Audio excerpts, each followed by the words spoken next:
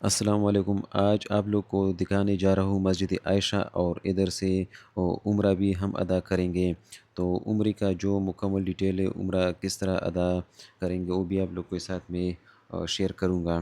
اس کے علاوہ اس کا جو ہسٹری وہ بھی میں آپ لوگ کے ساتھ شیئر کروں گا مسجد عائشہ کا، کہ یہ کیوں ادھر اتنا اہمیت رکھتی ہے حجاج کرام کے لیے، اور اس کی تاریخی اہمیت کیا ہے۔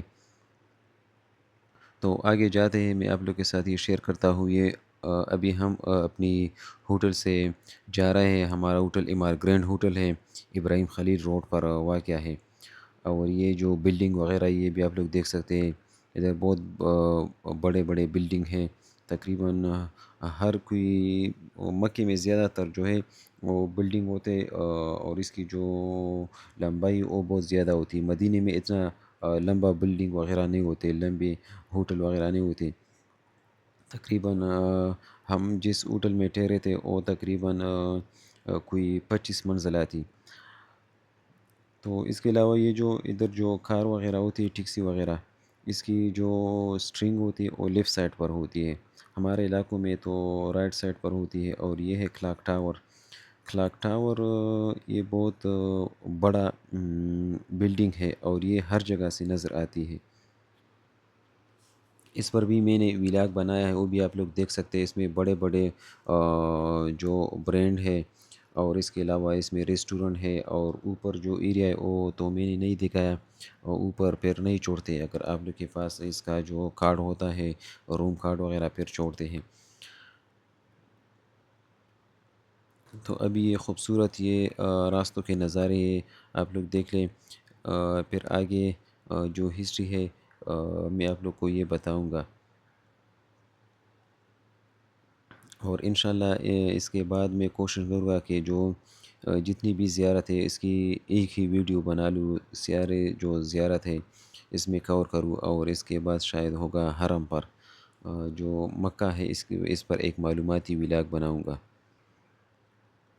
تو ماشاءاللہ اس کی روڈ وغیرہ بہت صاف ہے، بہت کلیئر ہے، اور بہت خوبصورت ویو پیش کرتی ہے۔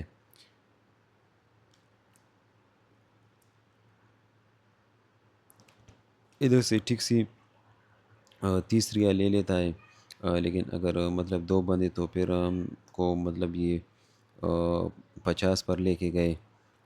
اس میں آنا جانا تقریباً 30 لے لیتا ہے۔ ہم دو بندے تھے، ہم سے 50 لیا دونوں کا۔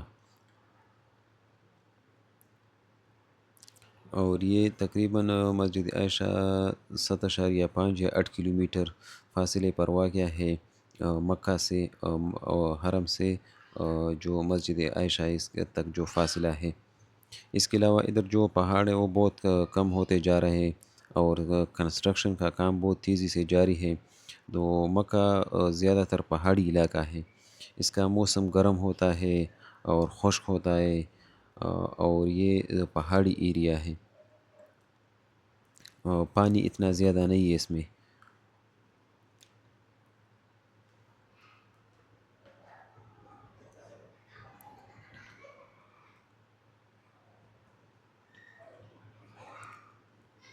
اور یہ جو ٹیکسی والے ہیں یہ بہت تیز چلتا ہے۔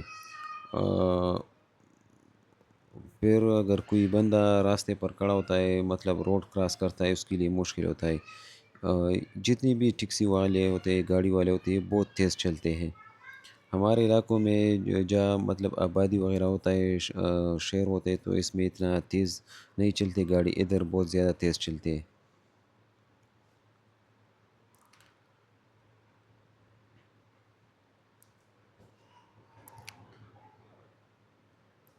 تو ماشاءاللہ میں کوشش کروں گا کہ جو جتنا بھی یہ ویو ہے آپ لوگ کو دکھاؤں، میں کوئی بھی پارٹ وغیرہ سکپ نہیں کرتا۔ تو سارے جو کلپ ہے وہ میں شامل کرتا ہوں اپنی ویڈیو میں۔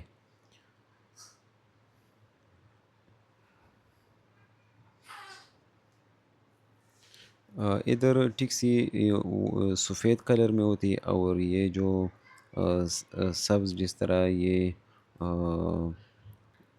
گرین کلر ہے، آ، اسی میں ہوتا ہے یہ ٹیکسی۔ اور ایک بندے نے بتایا کہ یہ جو ہے جو ٹیکسی ہے زیادہ تر یہ قاری سدیس کے ہیں، شیخ سدیس. آپ لوگوں نے ضرور اس کا تلاوت وغیرہ سنا ہوگا. بہت خوبصورت تلاوت اس کے ہے. اور اس نے یہ لوگوں کو ٹیکے پر دیا ہے.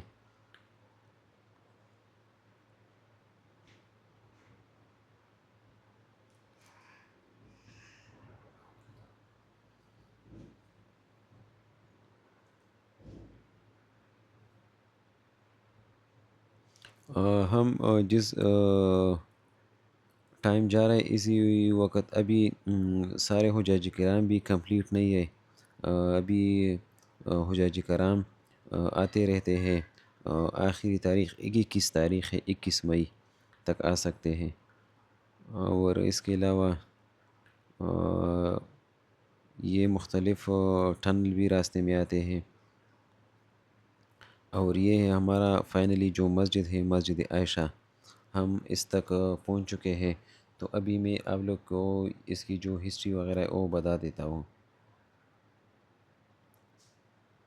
مسجد عائشہ جیسے مسجد تنیم یا مسجد عمرہ بھی کہا جاتا ہے، مکہ مکرمہ کی تاریخ اور اسلامی فقہ میں ایک منفرد اور اہم ترین مقام رکھتی ہے.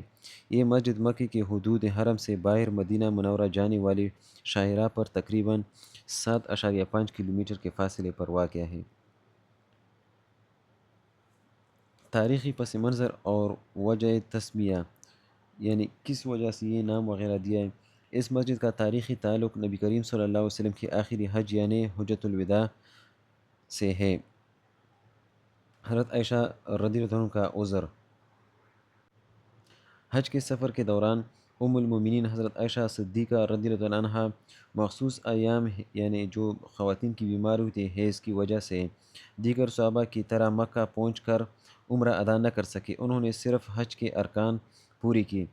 رسول اللہ صلی اللہ علیہ وسلم کا حکم. حج کی تکمیل کے بعد جب سب روانگی کی تیاری کر رہے تھے تو حضرت عائشہ رضی اللہ عنہا نے رنجیدگی یعنی غم کا اظہار کیا. سب لوگ حج اور عمرہ دونوں کا ثواب لے کر جا رہے ہیں اور میں صرف حج کر سکی. اس پر رسول اللہ صلی اللہ علیہ وسلم نے ان کے بھائی حضرت عبد الرحمن بن ابو بکر رضی اللہ عنہ کو حکم دیا کہ وہ حضرت عائشہ رضی اللہ عنہا کو اپنی اونٹنی پر بٹھا کر حرم کی حدود سے باہر تنیم کے مقام پر لے جائے.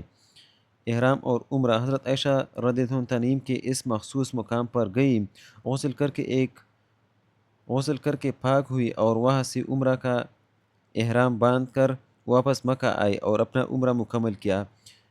جس جگہ انہوں نے احرام باندھا تھا اسی مناسبت سے یہ اسی مسجد عائشہ کا نام دیا گیا. تنعیم کا جو نام ہے اس کی وجہ. اس علاقے کو تنیم اس لیے کہا جاتا ہے کیونکہ یہ دو پہاڑوں کے درمیان واقع ہے جن کا نام جبل نعیم اور جبل نائم ہے. یہ وادی نعمان کا حصہ ہے. اگر مسجد کی تعمیراتی اور تاریخ کی بات کی جائے، تاریخ کے مختلف ادوار میں اس مبارک مقام پر مسجد کی تعمیر اور توسیع کی گئی. پہلا باقاعدہ تعمیر عباسی دور. اس مقام پر سب سے پہلے باقاعدہ مسجد عباسی خلافہ المتوکل باللہ کے دور میں مکہ کے امیر ابو عباس عبداللہ بن محمد نے تعمیر کروائی تھی. سعودی عہد میں جدید توسیع. وقت کے ساتھ ساتھ زائرین کی تعداد میں اضافے کے باعث مسجد کی عمارت کو کئی بار گرا کر وسیع کیا گیا. خادم الحرمین شریفین شاہ فہد بن عبدالعزیز کے دور حکومت میں اس مسجد کو ایک شاندار اور جدید ترین اسلامی فن تعمیر کا شاہکار بنایا گیا جس پر لگ بھگ 100 ملین سعودی ریال لاگت آئی. موجودہ جو ساخت ہے، موجودہ اس کی جو ڈیزائن ہے اور اس میں کون سی سہولیات ہے اس کے بارے میں بات کی جائے تو اس کا جو رقبہ اور گنجائش ہے، مسجد کا کل رقبہ تقریباً 84,000 مربع میٹر ہے جبکہ اس کی مرکزی عمارت 600 مربع میٹر پر پھیلی ہوئی جس میں تقریباً 15,000 سے زائد نمازیوں کی گنجائش ہے. مسجد کے جو دو بلند و بالا مینار اور خوبصورت گنبد دور سے ہی دکھائی دیتا ہے. اس کی کھڑکیاں اور دروازے روایتی اور جدید اسلامی طرز تعمیر کا حسین امتزاج ہے. زائرین کے لیے جو انتظامات. یہاں ہزاروں زائرین کے لیے ایک ہی وقت میں غسل کرنے، وضو کرنے اور احرام تبدیل کرنے کے جدید ترین واش روم اور الگ الگ ہال بنائی گئے ہیں۔ اس کی جو شرعی اور فقہی اہمیت ہے، مسجد عائشہ مکہ کے رہائش اور مکہ میں موجود بیرونی زائرین جو مکہ ٹھہرے ہوئے ان کے لیے سب سے قریبی مقام ہے، سب سے قریبی جو میقات ہے۔ اگر کوئی شخص مکہ میں رہتے ہیں تو دوسرا تیسرا یا کوئی نفلی عمرہ کرنا چاہے تو اس کے لیے حدود حرم سے باہر نکلنا لازم ہوتا ہے، چونکہ تنعیم حرم کے سرحد کے سب سے قریب ہے، اس لیے مکہ کے مقامی لوگ اور دنیا بھر سے آئے زائرین یہاں آ کر احرام باندھتے اور عمرہ کی نیت کرتے ہیں۔ اس کے علاوہ اس کے ساتھ جو ہے یہ مال وغیرہ بھی ہے اور یہ دکان وغیرہ بھی ہے شاپنگ کے لیے، تو ادھر سے آپ احرام وغیرہ اور کپڑے وغیرہ لے سکتے ہیں، اور جو چیزیں آپ لوگ کو چاہیے تو وہ آپ لوگ ادھر سے لے سکتے ہیں۔ اس کے علاوہ ابھی ہم ادھر مکہ جائیں گے تو جو عمرہ ہے اس میں دو فرض ہوتے ہیں، ایک یہ ہوتا ہے کہ احرام، اور دوسرا ہوتا ہے جو طواف ہوتا ہے، یعنی کعبے کے ارد گرد 7 چکر لگانا، اور اس میں دو واجب ہوتا ہے، ایک ہوتا ہے صفا اور مروہ میں جو 7 چکر لگانا ادھر بھی ہوتا ہے، اور اس کے جو دوسرا واجب ہے وہ یہ ہے کہ اس میں جو سعی ہے یا جو بال منڈوانا ہے، تقریباً چوتھا حصہ بال منڈوانا ہے۔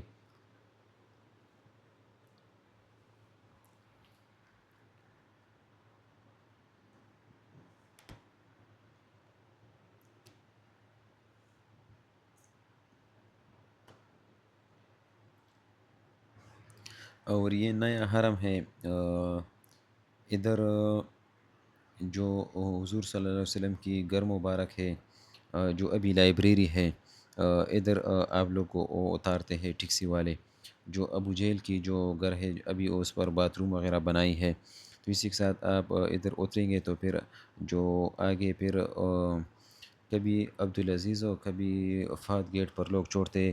حضور صلی اللہ علیہ وسلم خود جو عبدالسلام گیٹ ہے اس پر داخل ہوتے تھے کعبے کے اندر، تو اسی طرح آپ 7 چکر لگائیں گے کعبے کے ارد گرد، تو یہ ایک طواف ہو گیا۔ تو اب اس کے بعد جو میں آپ لوگ کو ابھی دکھاتا ہوں یہ صفا مروہ ہے۔ یہ صفا یہ ادھر ایک چھوٹی سی جو نشانی رکھی ہے پہاڑی کی، اور مروہ پر کوئی نشانی وغیرہ نہیں ہے، تو یہ نیچے سائڈ اوپر چھتوں میں بھی اسی طرح ہے، اور اس میں آپ 7 چکر لگائیں گے تو اس کے بعد آپ بال منڈوائیں گے تو آپ کا عمرہ مکمل ہو گیا، اور آپ کے احرام کی جو پابندیاں ہے وہ آپ سے ختم ہو گئی، تو اس کے بعد آپ فری ہے، آپ جو بھی کریں مطلب کپڑے وغیرہ احرام تبدیل کر سکتے ہیں۔